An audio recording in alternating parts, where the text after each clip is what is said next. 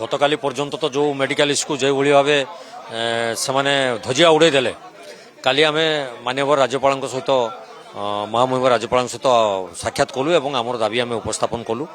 ଆଜି ଗୃହକୁ ଆସିଲା ବେଳକୁ ଯେଉଁ ପାର୍ଲିଆମେଣ୍ଟରେ ଆମର ଯେଉଁ ପ୍ରମୁଖ ସାଂସଦ ନିଶିକାନ୍ତ ଦୁବେଜୀ ଯେଉଁ ଟାଇପ୍ର ମନ୍ତବ୍ୟ ରଖିଛନ୍ତି ପ୍ରବାଦ ପୁରୁଷ ବିଜୁ ପଟ୍ଟନାୟକଙ୍କର ବିରୁଦ୍ଧରେ ଏ ଯେଉଁ ମନ୍ତବ୍ୟ এটা গ্রহণযোগ্য নুহে। আমি যেহেতু ওড়িশাবাসী সে কৌশি দলর নথিলে তাঁর দলর রাজনীতি করুলে ঠিক অছি, কিন্তু ওড়িশাবাসী হিত সাধন পাই ভারতকে দিগদর্শন দেওয়া তাঁর প্রমুখ ভূমিকা রয়েছে। এটা ভারতীয় জনতা পার্টি সরকার আগে জাঁয়া দরকার।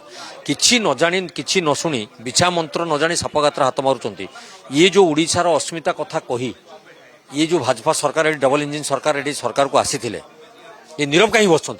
কোণ পাই ইয়ার প্রতিবাদ করা যাউনি? আমি নিন্দা প্রস্তাব আনিলু এবং তাকে প্রস্তাব দিয়েছিল। আজ প্রথমে আগে সে কথা গ্রহণ করা যাও এবং আলোচনা করা যায়, নিন্দা প্রস্তাব দিয়ে যাও, তারপরে গৃহ স্বাভাবিক অবস্থাকে আসু।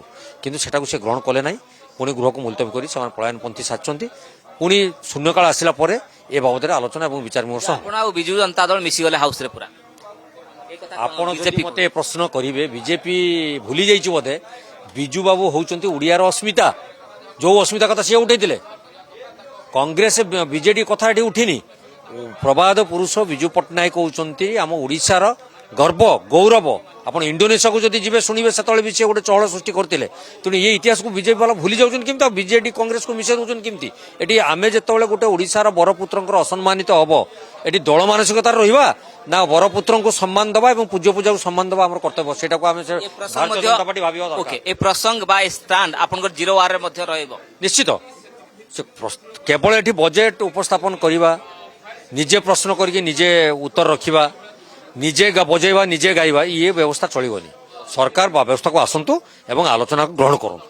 ଗତକାଲି ପର୍ଯ୍ୟନ୍ତ ତ ଯେଉଁ ମେଡିକାଲ ସ୍କୁଲ ଯେଭଳି ଭାବେ ସେମାନେ ଧ୍ୱଜିଆ ଉଡ଼େଇ ଦେଲେ କାଲି ଆମେ ମାନ୍ୟବର ରାଜ୍ୟପାଳଙ୍କ ସହିତ ମହାମହିମ ରାଜ୍ୟପାଳଙ୍କ ସହିତ ସାକ୍ଷାତ କଲୁ ଏବଂ ଆମର ଦାବି ଆମେ ଉପସ୍ଥାପନ କଲୁ।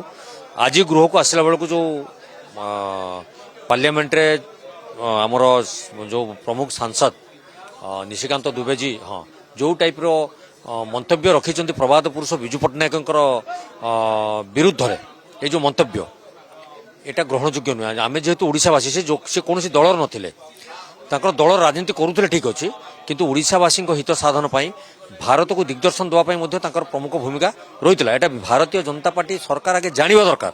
কিছু নজানি কিছু নশুনি বিছা মন্ত্র নজানি সাপগাত্রা হাত মারুচ্ছেন। ইয়ে যে ওড়িশার অস্মিতা কথা কহি ইয়ে যে ভাজপা সরকার এটি ডবল ইঞ্জিন সরকার এটি সরকারকে আসিলে এ নীরব কাহি বসছেন।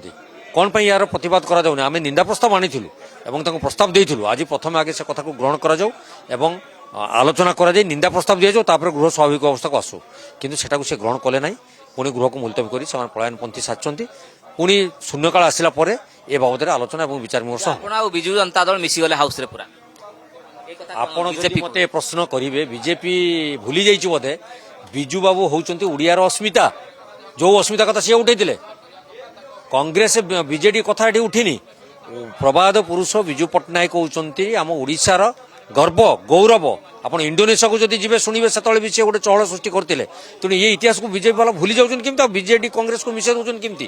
ଏଠି ଆମେ ଯେତେବେଳେ ଗୋଟେ ଓଡ଼ିଶାର ବରପୁତ୍ରଙ୍କର ଅସମ୍ମାନିତ ହବ ଏଠି ଦଳ ମାନସିକତାରେ ରହିବା ନା ବରପୁତ୍ରଙ୍କୁ ସମ୍ମାନ ଦେବା ଏବଂ ପୂଜ୍ୟ ପୂଜାକୁ ସମ୍ମାନ ଦେବା ଆମର କର୍ତ୍ତବ୍ୟ। ସେଟାକୁ ଆମେ ଭାରତୀୟ ଜନତା ପାର୍ଟି ଭାବିବା ଦରକାର। ଏ ପ୍ରସଙ୍ଗ ବା ଷ୍ଟାଣ୍ଡ ଆପଣଙ୍କର 0 ରେ ମଧ୍ୟ ରହିବ ନିଶ୍ଚିତ।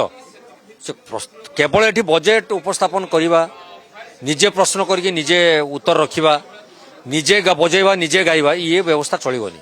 ସରକାର ବ୍ୟବସ୍ଥାକୁ ଆସନ୍ତୁ ଏବଂ ଆଲୋଚନାକୁ ଗ୍ରହଣ କରନ୍ତୁ।